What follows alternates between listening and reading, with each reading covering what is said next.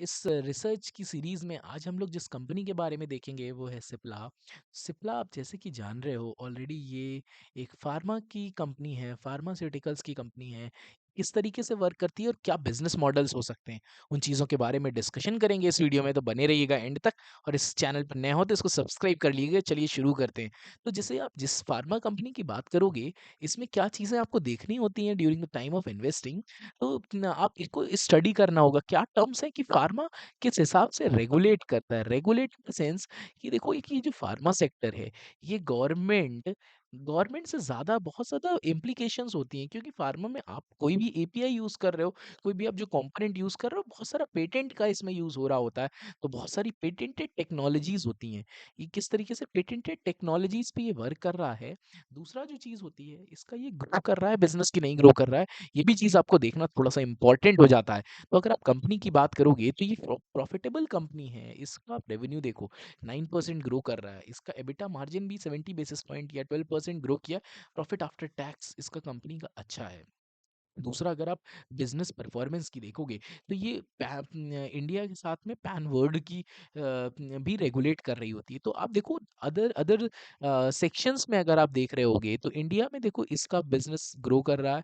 North America, south Africa और emerging European markets में भी चीज़ें ग्रो कर रही हैं। तो अगर आप देखोगे, तो this is a positive symbol for a company you are investing in.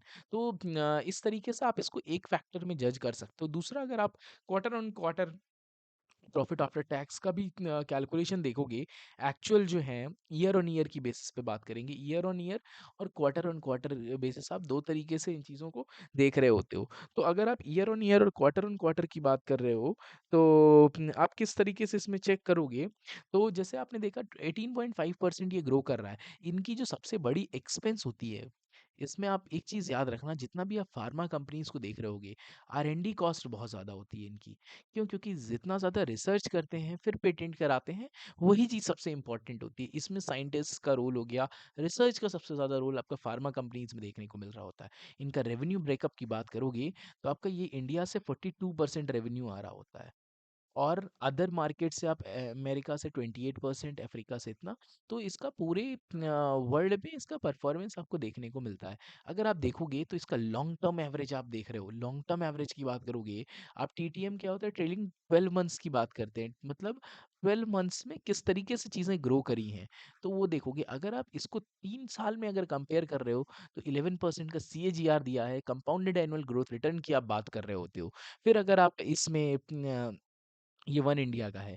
India का आप रेवेन्यू ट्रेंड आप देख रहे हो, तो ये भी 11% का देखने। तो अगर इन 3 सेगमेंट्स की आप बात करोगे, इसके 3 एक सेगमेंट से कंज्यूमर हेल्थ, ट्रेड जेनरिक्स और ब्रांडेड प्रिस्क्रिप्शंस, तो सिप्ला ने मेंटेन की है अपनी रैंकिंग की, सेकंड रैंक में आ रहा होता है। इसमें बहुत सारे प्लेयर्स हैं, but some of these leading players जो हैं वही मार्केट में आ रहे होते हैं। कंज्यूमर हेल्थ में भी इन्होंने डबल डिजिट की ग्रोथ करी है। बेटा आपको 15% का देखने को मिल रहा होता है। 9 नए लॉन्च इन्होंने किए हुए हैं, तो ये भी एक सेगमेंट आपको इम्पोर्टेंट हो जाता है। देखो कौन-कौन सी जगह पे ये काम कर रहे होते हैं, रेस्पिरेटरी, एंटी इन्फेक्टिव, सीरोलॉजी और कार्डियक में भी इनकी ग्रोथ किस तरीके से रही है। और ग्रोथ को आप अच्छा आप एक चीज़ ये समझने की कोशिश करना, जब भी आप ग्रोथ की बात करोगे, तो आप with respect the market consider कर रहे होगे कि मार्केट की ग्रोथ क्या रही है कंपेयर टू उस कंपनी की ग्रोथ क्या रही है। तो आप वो एक जो कंपैरिजन है, पीयर टू पीयर कंपैरिजन की आप बात कर रहे होते हो। तो कंपैरिजन अगर आप बात करोगे, तो ये जो रेस्पिरेटरी और एंटी इन्फेक्टिव्स में है, तो थोड़ी सी इसमें स्लो ग्रोथ रही है। बाकी जो है ये कंपेयर टू दिस, तो आप मार्केट से एट पर मार्केट ये चीज़ें हो रही हैं। आप ये चीज़ देखो, तो ये जो है आईपीएम मार्केट में सबसे बड़ा ब्रांड है। 12 आपकी कितनी सारी थेरेपीज हैं, लार्जेस्ट फार्मा कंपनी है बाय वॉल्यूम, और 23% इसका 33% higher units than number 2 player in IPM. आप ये चीज़ें देख रहे हो, तो फिर अगर आप बात करोगे, दीज आर ओमनी जेल्स आप देखते हो, सिप्ला हो गया और आपके कोल्ड एंड कफ्स में किस तरीके से आईएनआर में इन्होंने सब में ग्रो किया है। तो ये रेवेन्यू इनका 478 करोड़ आपको देखने को मिल रहा है। फिर नेक्स्ट अगर आप नॉर्थ अमेरिका की बात करते हो तो इसमें भी ये चीज़ें क्वार्टर ऑन 23 से लेके 25 तक 155 मिलियन डॉलर से लेके 237 मिलियन डॉलर्स तक निकल करके आई हैं। ड्रग्स जो हैं ये दीज ड्रग्स आर नए ड्रग्स जो हैं जो इन्होंने मार्केट में इसका अप्रूवल लिया है। अप्रूवल आपको गवर्नमेंट से लेना पड़ता है क्योंकि ये यूएस में भी ऑपरेट कर रहा होता है, तो यूएस की गवर्नमेंट के इम्प्लीकेशंस भी बहुत ज़्यादा ज़रूरी हो जाते हैं और बहुत स्ट्रिक्ट स्ट्रिंजेंट नॉर्म्स होते हैं। तो this is a thing that कि ये चीज़ें अपने हाथ में नहीं है कि गवर्नमेंट की कब पॉलिसीज़ चेंज हो जाती हैं, इस पे ये ऑपरेट कर रहे होते हैं।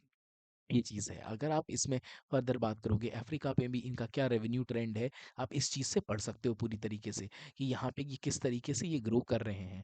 तो अगर आप बात करोगे तो इसमें भी इनका जो ऑपरेटिव ऑपरेशंस हैं वो भी चीज़ें ग्रो कर रही हैं as compare to these markets.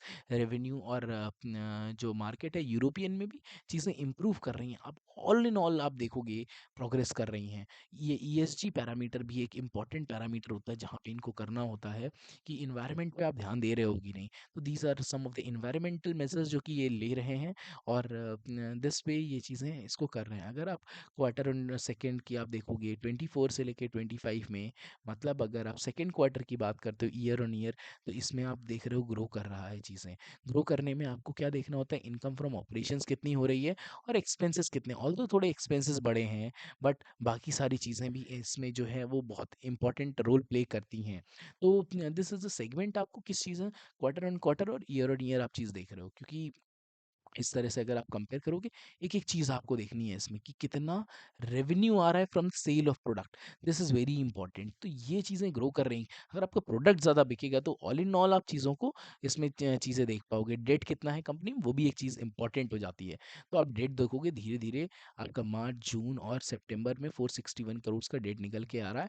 Equity आपकी बढ़ रही है, डेट कम हो रहा है। This is a positive symbol in all अगर आप बात करते हो। फिर एक ट्रेंड अगर हम लोग इसमें देखें कि how is the trend performing, तो आप इसमें देखोगे दिस इज़ अ सीक्वेंस कि ये किस तरीके से परफॉर्म कर रही है।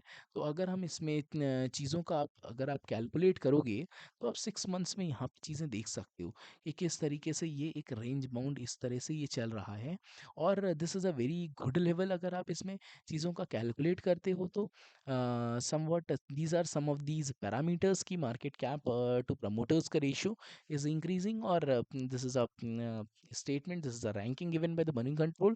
इसकी financials भी strong है if we talk about in terms of revenue it is 10.9%, net profit भी 3 years का 19.7% रहा है, आउट परफॉर्म ऑपरेटिंग प्रॉफिट भी इतना रहा है। एफपीआईज ने भी अपनी होल्डिंग्स को इंक्रीज किया है और this is all in all some things. तो this is not a buy sell recommendation if we talk about, but all in all आपका क्या है, किस तरीके से आपको रिसर्च करनी होती है, क्या चीज़ इंपॉर्टेंट होती है, किस तरह से आपको देखना होता है, एक एक कंपनीज के बारे में देखेंगे। This is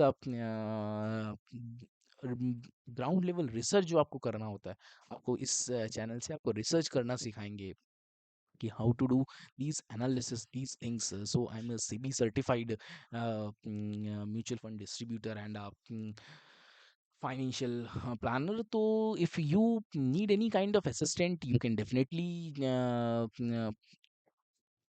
message and email us.